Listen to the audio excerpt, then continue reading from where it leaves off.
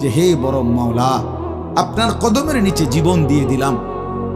এটাই ছিল দিলের তামান্না, এটাই ছিল দিলের আফসুস, আহাজার।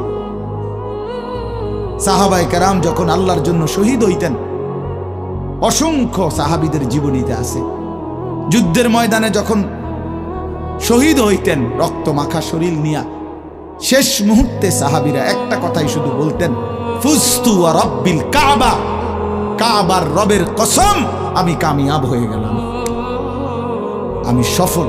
ফুজতু অর্থ হলো আমি সফল হয়ে গেলাম, সফল হয়ে গেলাম। তার মানে শহীদ ব্যর্থ হয় নাই, শহীদ কি হয়েছে? সফল হয়েছে।